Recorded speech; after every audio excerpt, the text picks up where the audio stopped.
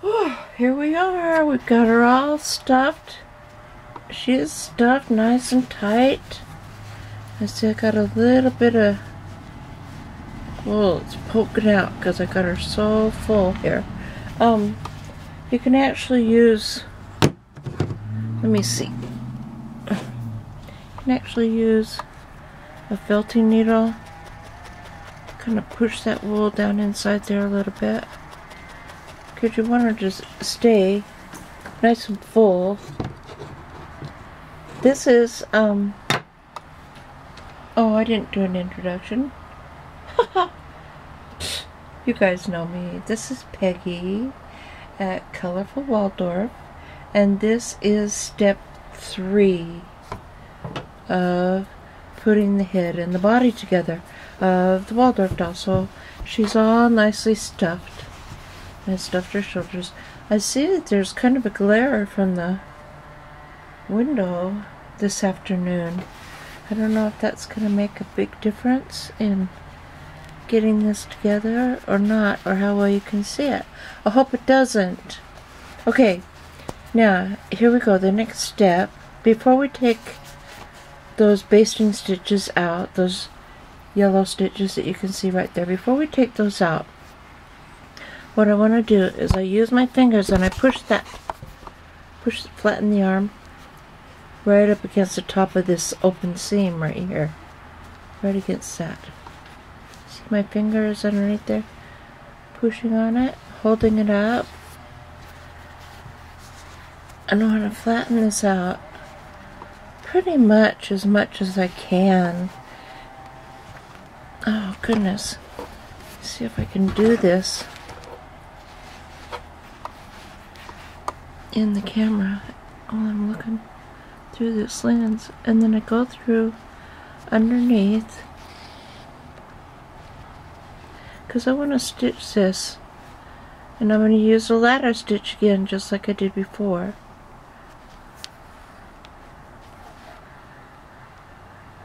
Right across here, right across the top, taking little stitches.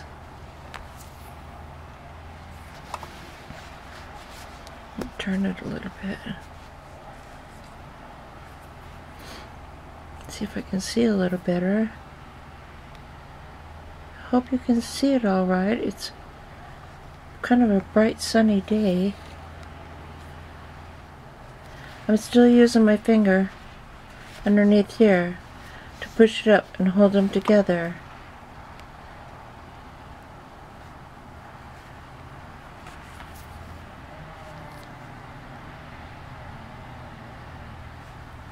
But I want that arm to stay pretty nice and flat up against that seam.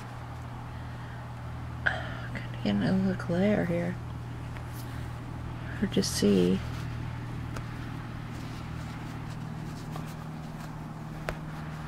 There we go. So I'm going to have a little bit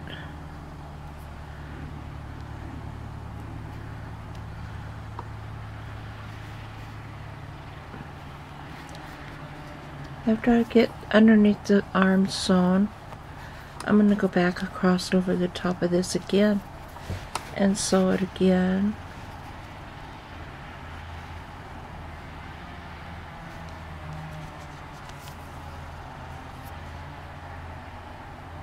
Really small, smaller stitches. Ow! Ow! She's being a really good baby doll. I love this doll. I didn't think I really liked how big she's gonna be, but the more I work with her, the more I really like it. Okay, so I'm going to do a little knot right here. I've sewn across the top of her arm. Run this, bury this thread.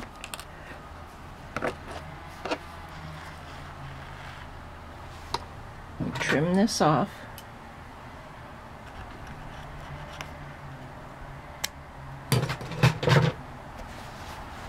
There.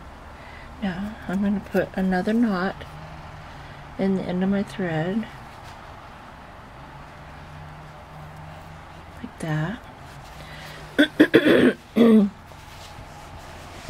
Now let's see if I can get a hold of this. Push that way down in there. Now you want to start at the bottom, right here where your sewing machine stitches stop. Go right in there, holding it together with your fingers, and do the same kind of stitchings that you did on the shoulder seams, real close together, using a milliner's needle so it doesn't leave big holes in the fabric. Okay, let's see. Goodness sake. This is really a challenge, sewing around this camera and using the viewfinder and not being able to set this dolly right on my lap. Like, I usually set them right across my lap when I'm doing these stitches, and I can have them really close.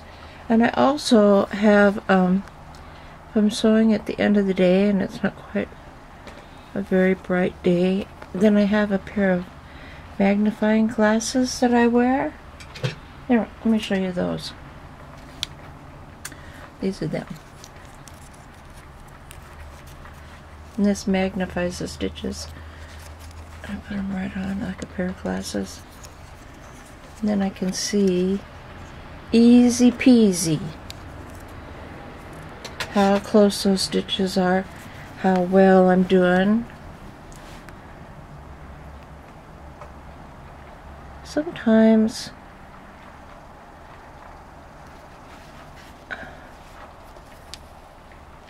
it seems like it's just easier if I can do it using those glasses. Especially if my eyes get tired at the end of the day. If I've been working on a doll for like 10 hours or 12 hours straight, my eyes get tired seeing these little tiny stitches.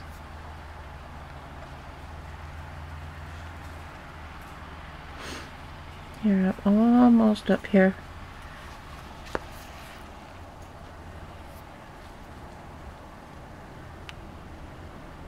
To right underneath the armpit of the doll. Hope you can still see.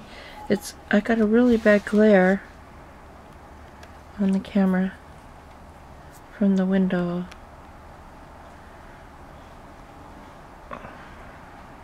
Oh, there it is. Yeah, I got it. I have a little bit of a pucker underneath there, but since this is on the underneath side of the arm, I think it really is okay. Can you see it? I'm going to check this video before I sew the other arm, and then if I need to make it again, I sure will. But there, so that's sewn. Now I'm going to go right around the top of this arm again using the ladder stitch and little tiny stitches.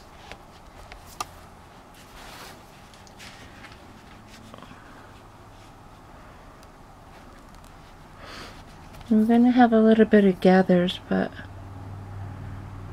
this is exactly what it takes. I've looked at lots and lots of other professional doll makers, Waldorf doll makers, and in order to get these arms that are nice and movable like this, you're going to have some gathers across the top of the arm, and I see them on everybody's dolls. Everybody's dolls. So I just don't, I haven't come up with a way that you can get rid of them and still have a nice arm. Oh gosh, my phone. There was a notification on my phone. That was an awful sound, wasn't it? Okay. Almost done here.